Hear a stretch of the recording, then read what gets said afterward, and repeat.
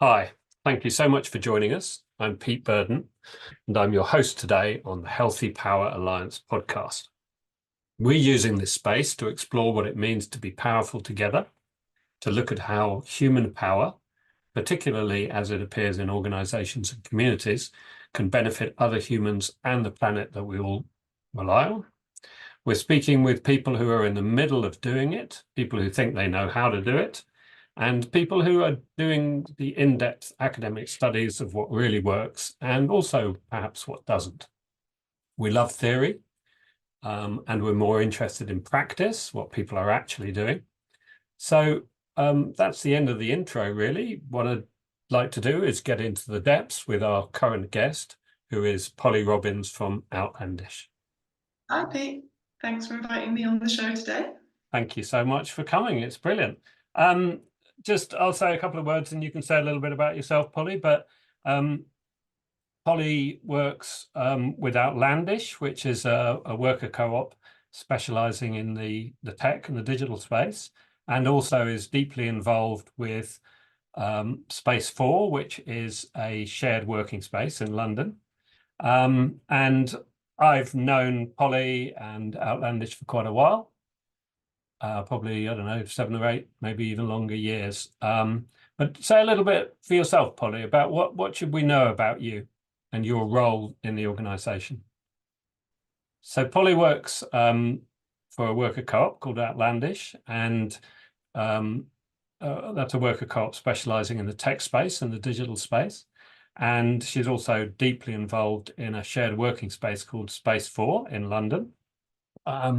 And what else should we know about you, Polly? Tell us a little bit about yourself and about your roles at work, if that's okay. Yeah, so my name is Polly Robbins. I've been working as part of Outlandish for coming up for 7 years now. I was brought in initially to open a co-working events and training space, which we call Space 4. So in the first few years that I worked in, my role was very much focused on setting up the space, inviting people to join us there so they could be taking desks, they could be running events, they could be partnering in other ways. We do a lot of outreach to our local community in Islington through Space 4, and we train lots of people in tech and particularly around tech activism. And on the Outlandish side of things, increasingly I've worked more with the core part of the business. So I work a lot with developing our client relationships. Our clients tend to be people like trade unions, charities, researchers, who are all focusing on generating some kind of social, political, and economic impact, progressive impact. Wonderful, thank you. And I'd love to hear more about the co-op structure. Some of the people we're talking to do work in co-ops, but maybe some of the audience may not really understand what's special about co-ops in terms of how you deal with power. And let me just also say, before you explain a little bit more perhaps about co-ops, we know that the word power is highly contested, and lots of academics and people have different views of what the word power means. We're using a very simple definition here, which is getting your goals met. But we're adding this word healthy on front of it to kind of make it clear that for us, healthy power is getting your goals met, but in a way that also increases the power of those around you at the same time. We can talk about that, Polly, but maybe also a few words around co-ops and what you think's special about co-ops, perhaps in terms of power. Yeah, absolutely. So we're a workers' cooperative, which means that it's only the people who work for Outlandish who control decisions in Outlandish and who own any assets. That means that there aren't any bosses, we don't have any hierarchy, we don't have any kind of line management structure. And decisions around the business are pushed out to those people who have specialisms. So decisions around design are given to the people who do the design. Decisions around finance are given to the people who do the finance. So the people who are actually going to kind of have to do the work and implement the decisions are the ones who make them.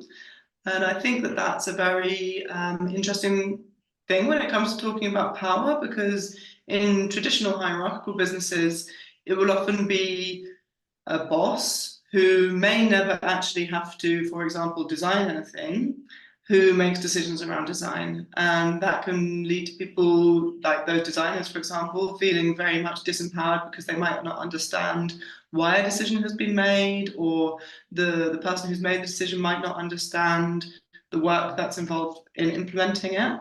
So it can be, yeah, very disempowering. Whereas I believe that in like more democratic and less hierarchical organizations, power is placed into the hands of the people that it's meaningful for.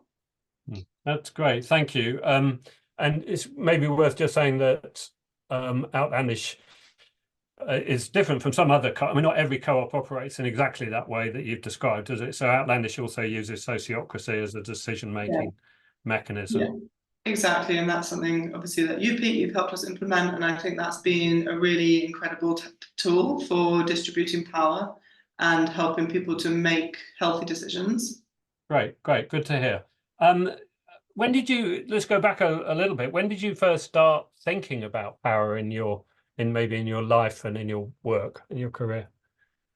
Well, I've got an 11-month-old daughter. I think she already knows about power. So I think that understanding power, it's something which happens to us at a very early age. And obviously, as a baby and a child, you have very little power, and you have to start working out how you can get it. So yeah, I think that everybody is thinking about power, whether or not they necessarily have the words to describe it. That's another case. That's another matter. But we all are thinking about power all the time. And Great. I think that anyone who disagrees with that, I'll be up for a debating match with them. Yeah, we often say, or I often say, that there's power everywhere, and there is in every kind of human relation, isn't there, for all kinds of different reasons. But what about healthy power then? So, I mean, you talked about Outlandish and the cooperative structure and using sociocracy. I mean, I'm assuming that's helped in some ways with creating more healthy power, but it may also have not worked so well. It'd be lovely to hear about more about that from your point of view. Yeah, I'm lucky. Like I got brought up in quite a political family. I think in their own ways, both of my parents are kind of political activists. I think my dad would definitely describe them as such. And so talking about power and inequality, which was something which was very commonplace throughout my childhood. And like I really recognize that in itself is a privilege, and in itself the fact that I think that I'm quite literate talking about power and inequality, I think that in itself gives me more power. You know, it is a privilege to have a political education like that. In terms of like within Outlandish, I think that we've done some things which have been really I keep wanting to say powerful, but impactful in terms of trying to distribute power. So, for example, sociocracy, I think, has been life-changing for me in many ways, you know, in terms of just like at the very simplest part of it, talking in rounds. So rather than, you know, people talking over each other or just putting your hand up and the facilitator coming to the people who got their hands up first, actually giving everybody a turn. And even if they decide they don't have anything to say, at least they've been offered the space to speak. And I think that even though there are always, you can't get over the fact that, for example, some people are more vocal, more confident, and maybe historically through their lives have more power and therefore feel more confident to wield it, even if they don't mean to. At least trying to create these processes for flattening out hierarchies and giving people opportunities to influence things is it's a first step. I think another step is, of course, just being aware that you know, that people are different and that people have different privileges and have different powers within a room, and trying to notice that.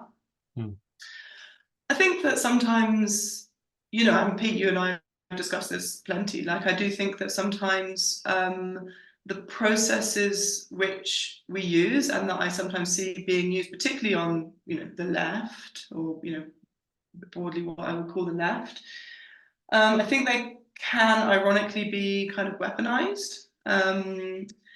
And I find it really frustrating when that happens, and particularly when it becomes really difficult to talk about that.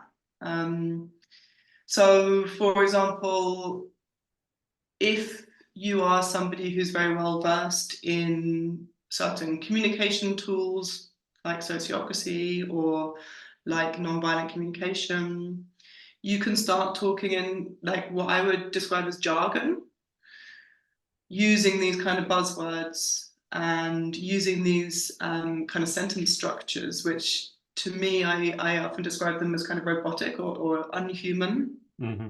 And the problem with that is it then excludes people who haven't been trained in these kinds of approaches. And it excludes, I would say, people who are less politically educated, generally less educated and less literate. And particularly people who are further from the jobs market, people who haven't got experience of working in professional environments or in this type of professional environment. And I see that happening a lot, and I find it unbelievably frustrating when the people who are working many, many hours to try to equalize power are themselves, I think, then using that as something to wield over people. That's fascinating. Thank you so much for going into that. It's really interesting. And as you say, there are these processes of inclusion and exclusion going on all the way, and they're not all as straightforward, are they, as you just set up a structure and then it's easy for everyone, because there's all these other aspects playing into it, like your past history, the privileges that you've had at various stages in your life, and that's going to affect how you communicate. And as you said, different people have different abilities as well, so that it's a very complex picture, and can often end up with the same people being disadvantaged over and over again. I suppose what I'm curious about then is, aside from kind of structural things like sociocracy or consent-based decision making, what do you think we can do about that, and what have you seen people do, and even what do you do yourself to try and level the playing field again, despite all that difference in privilege? Yeah, I mean, I think it can just be very small things. I think it's almost as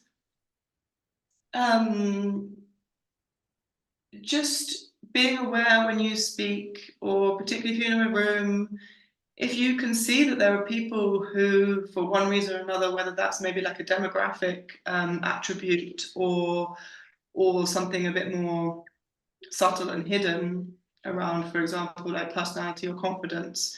If you can see that there are people in the room like that, but you yourself are like, for example, like me, like a middle class white person, like you should just try to notice that and try to, without humiliating people, just try to give them an opportunity to speak. And if, for example, you notice, regardless of race or class or whatever, if you just notice in a room that some people are dominating the conversation, just try to sort of either make eye contact with the people who aren't, to try and make them feel more comfortable, or if you have some kind of role in that room, like a kind of facilitator, just try to ask people, like, would you like to contribute? And I don't know, I mean, I can be potentially, I'm probably quite annoying to some people, that I will generally say, look, I think you've been dominating the conversation a bit too much. Would it be possible for you to maybe just be quiet for a bit? And sometimes that doesn't go down well, but sometimes people get where you're coming from.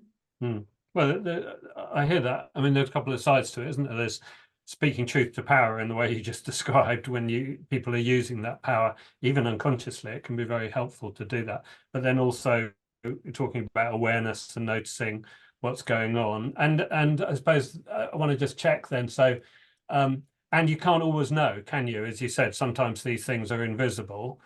So then is it more about the intent you're making, the fact that you're trying? Yeah, I mean, all you can ever do is try, right? Yeah. I don't think that I don't think that there is like a perfect way of doing it. Mm. I'm sure like, there's people who've seen me in a room and thought, oh, well, she's not doing it correctly. I think you can just try your best and just be aware of the power structures which exist. Mm. But it's I think what's tricky is that you don't know what you don't know, right? For Mm. example, in certain cultures,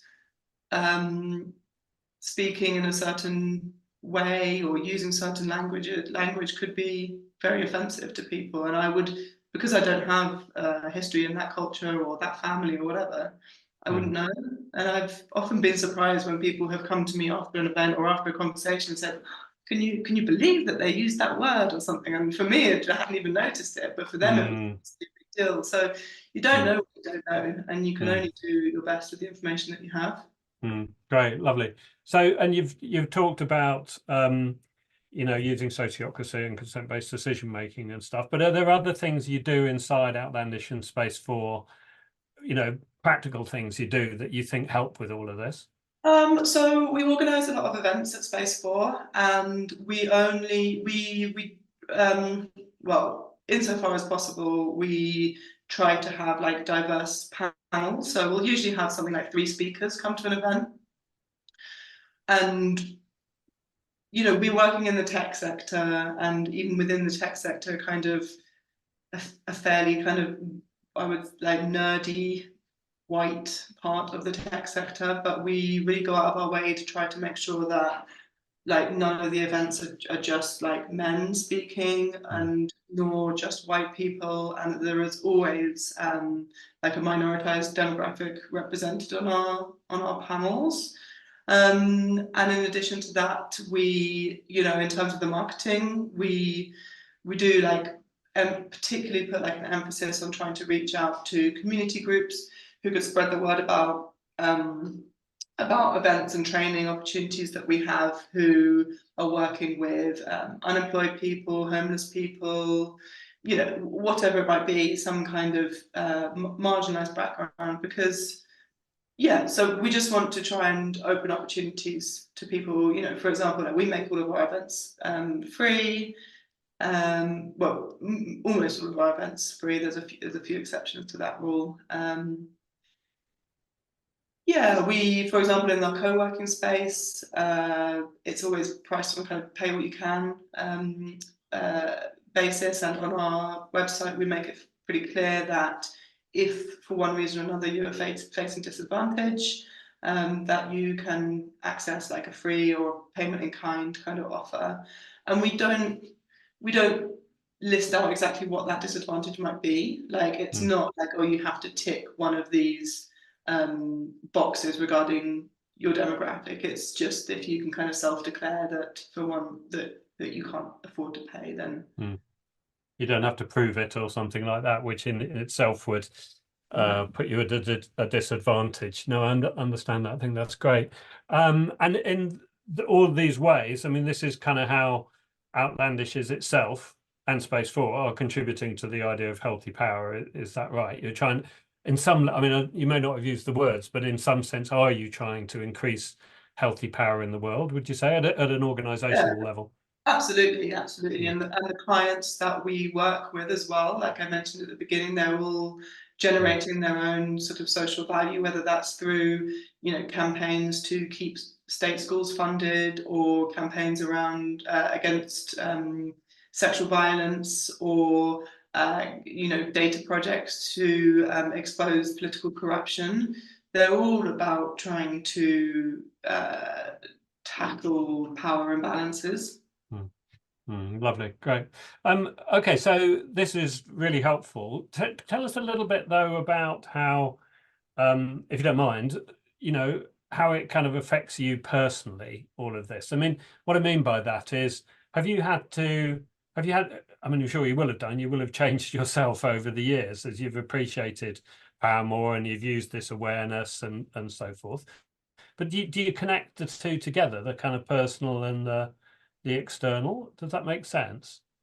Yes, I do. It's subtle, isn't it? Because one changes every day a little bit. It's like you don't really notice yourself growing taller when you're young. So I guess it's a little bit difficult for me to necessarily sort of say, oh yes, I started doing this then. But I think that trying to be good at active listening is probably a big one that I think that I've improved on a lot over the years. I think that I used to sometimes get more nervous in professional situations, and that would mean that rather than focusing on what other people were saying, I was worried about what I might say next. And I think that is something which just comes with time and with getting a bit more confident in your career. But I do think that just proactively trying to stop that that kind of internal monologue and that sort of panic, and just sit back and listen can be really helpful. I think also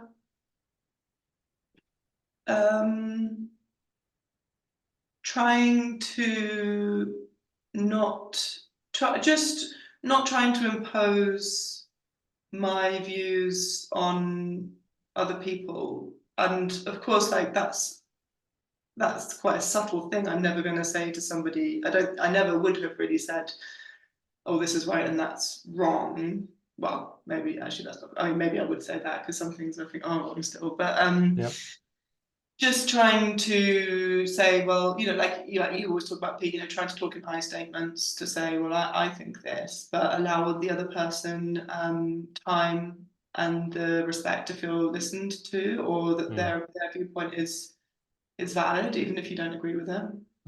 Lovely. I mean, that's exactly where I was hoping you would go. So first of all, in terms of kind of behaviors and skills of talking, like active listening and I statements and so forth, but also the kind of attitude. I think you expressed it really well. It's like just trying to hold back a little bit or something, is it? And then make sure that other people have space, which is also about dealing with one's own inner experience, isn't it? And able to park that a little bit while you listen. Yeah, exactly. Yeah. No, that's great. Could you say a little, I mean, sorry for just throwing questions at you, fairly randomly, but have you made mistakes around power, would you say, or around I mean, I guess we all have, but have you got any examples of that could be illustrative? Every day, don't I? But illustrative to the audience about power or healthy power, if you don't mind. So yeah, I don't know if it's necessarily. It's probably not the best example. I'll tell you anyway. So earlier this week we welcomed one of our a new member into Outlandish. She's somebody who's already been working with us for almost 2 years now, and she applied to become an actual member of the co-op. Anyway, through some somewhat complex things which I won't go into, I was kind of proposing her as a member, and at the same time proposing that she should receive a pay rise. And I thought that was a really nice thing for me to be doing, because I think she works hard and she deserves a pay rise. And however, what I hadn't thought about was the fact that by her receiving a pay rise, she would actually then be on a higher wage than somebody else who's worked here even longer than her and equally does a fantastic job and is a really valued member of the team. And luckily, the other person didn't realize that I wasn't trying to slight her, but I did feel quite embarrassed that I hadn't thought about that, and that I'd just kind of gone ahead and proposed a pay rise for somebody without fully thinking about how other people would take that, because I wasn't really thinking about other people's pay, I was just thinking about her pay. Anyway, the way that we're going to deal with it is that next week I'm going to make a proposal that the three of us who effectively are one team, that we all have exactly the same pay, which would effectively mean that I kind of give some of my pay. So I'll take a pay cut that means that they can have a pay rise. So that, I mean, it's only not a huge amount of money in it, but yeah, so I think that's one way of doing it. Okay, that's great. Thank you, Polly. That's a really lovely example. And again, it reinforces this idea of the awareness and how, of course, we all, as you said, we all make mistakes as well, don't we? So we can't be aware of everything. But what I hear then is that you didn't kind of think about it, and it happened, but then you became aware of it, and then you've kind of, working with the others, you've managed to kind of heal the situation and find a way forward. Yeah. And change something. So that's absolutely brilliant. It's learning, isn't it, as you go through the process. We're running a little bit short of time, so just ask you a couple of other things. You've talked about using rounds, for example, as a specific practice. Are there any other things that and also active listening? Are there any other kind of practices that you've found, particularly useful at Space 4 and Outlandish that you would recommend to other people? This isn't really work related, but I don't read nearly as much as I would like to, but I do think that reading and just trying to educate yourself about history is really important. And I mean, I've got a history degree and I still don't even know very much about history. It's shocking. And certainly I don't know a huge amount about different people's history, right? Like we of course we learn a little bit about I don't know, for example, like the slave trade is always like a module in history lessons at school, but actually it's taught very much from like a colonialist perspective. And it only talks about like a small minority of Black people, right, or African people, or Caribbean American people.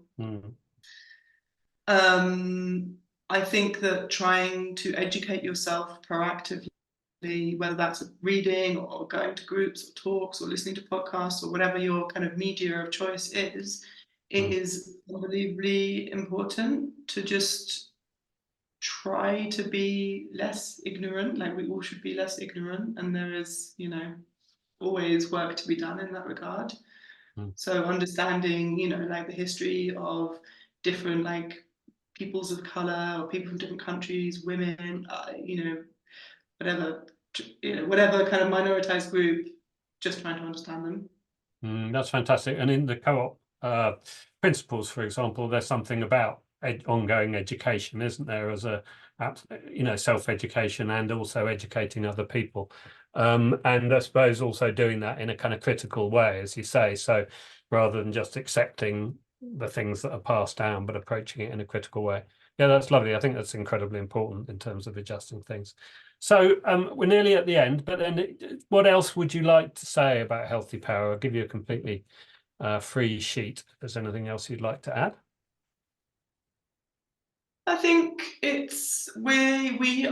think you just need to remember that if you're listening to this or, thinking about Healthy Power, you are already in a position of privilege. Like most people in their day-to-day life, they just don't have the opportunity to think about these things, to spend time doing it, to spend time practicing it. And I think just kind of be grateful for the fact that you can sit and think about it and hopefully do something about it. And that's just really fantastic. And just, be grateful for that. Yeah, it's such a lovely point. I mean, we're so lucky to be even here, sitting here doing this, having this conversation, aren't we? Thank you. And I'm so grateful just to you, though, as well. And I'm sure everyone else will be, just for sharing some of this stuff. It's really helpful. So thank you very much. Thank you for introducing me to many of these concepts and giving me the opportunity to talk to you. Great, thanks, Polly. And that's all for today, really, on the Healthy Power Alliance podcast.